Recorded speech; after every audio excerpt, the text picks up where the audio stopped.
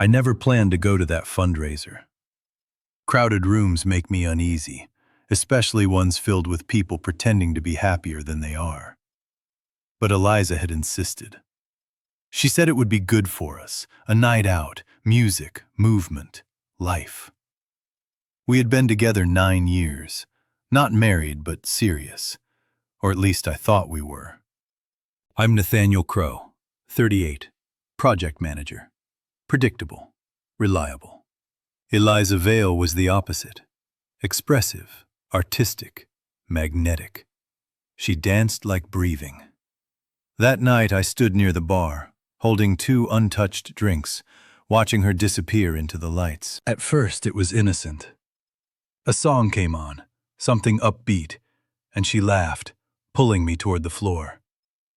I shook my head, smiling, telling her I'd watch.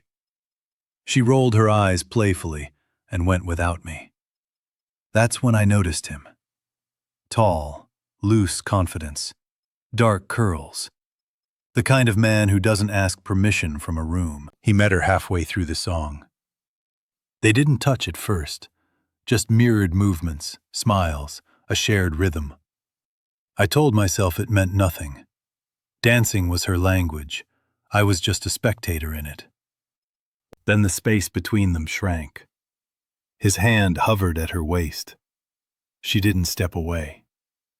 The music slowed, and so did my breathing. I felt foolish standing there, like I'd been left behind in my own life. People brushed past me, laughing, clinking glasses, unaware that something vital was slipping through my fingers. I watched Eliza tilt her head back, laughing at something he whispered. That laugh used to be mine. In that moment, a cold thought settled in my chest. I might already have lost her. I didn't storm over. I didn't interrupt. I stayed where I was, frozen, convincing myself that reacting would make me pathetic. I remembered all the times she said I was safe, dependable, not exciting but steady. I remembered how she'd said she didn't need grand gestures, just consistency. Yet there she was, wrapped in someone else's energy, glowing in a way I hadn't seen directed at me in months. The song ended, but they didn't separate. Another began. My stomach sank. I left before it finished. I didn't tell her. I didn't text. I walked out into the cool night air, my hands shaking as I unlocked my car. I sat there longer than I should have, staring at the dashboard, replaying the image of her smiling up at him. It felt final, like a door quietly closing. On the drive home, I decided I wouldn't beg. If she wanted that life, that spark, I wouldn't compete for it. Love shouldn't require auditions. She didn't come home that night. Not until dawn. By then I was already awake, sitting at the kitchen table, coffee gone cold. When she walked in, heels in hand, hair messy, she froze. I didn't ask where she'd been. I didn't accuse. I simply said I'd seen her dance. Her face drained of color.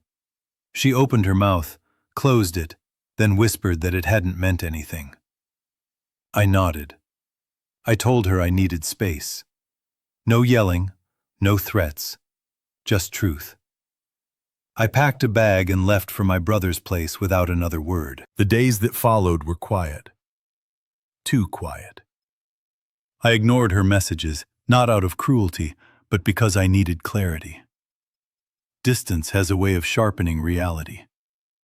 Without her presence, I realized how much I'd been shrinking to keep us balanced. How often I'd ignored my own discomfort to avoid conflict. I wasn't angry. I was resolved. If this was the beginning of the end, I would walk through it with dignity. A week later, she showed up unannounced. I was back at the apartment, collecting the rest of my things. When I opened the door, she was standing there, eyes red, hands trembling. She didn't look radiant now. She looked broken. She stepped inside without waiting for permission and collapsed onto the couch, sobbing.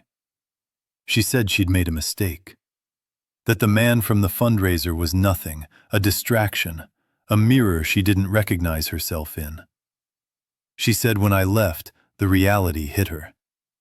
The silence scared her. I listened. I didn't interrupt. She told me she'd gone back to the same places, chasing that feeling, only to realize it was empty without me grounding it. She said she thought I'd always be there, steady, unmovable. Losing me felt like the floor giving way. When she finally looked up at me, her eyes searched my face, desperate for reassurance. I felt a familiar pull, the urge to comfort, to fix. But something had changed. I told her watching her dance with someone else showed me a truth I'd been avoiding. That love without respect erodes quietly. That being chosen by default isn't the same as being chosen fully. I said I didn't leave because of the dance. I left because of what it revealed. She cried harder then, reaching for my hand.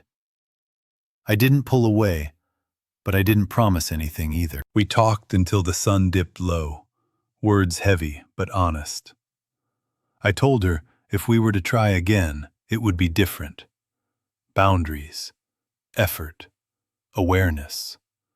No assumptions of permanence. She nodded, agreeing to everything, tears streaking her face. When she finally left, she asked if I thought we still had a chance. I told her I didn't know. For the first time, that was the truth. I don't know how our story will end. Maybe she ran back because she was afraid to lose me, not because she truly chose me. Or maybe losing me taught her something real. What I do know is this. Watching her dance with someone else broke something in me, but it also built something stronger. I learned that love isn't proven by how long you stay silent, but by how willing you are to walk away when respect fades. That lesson will guide every decision I make forward.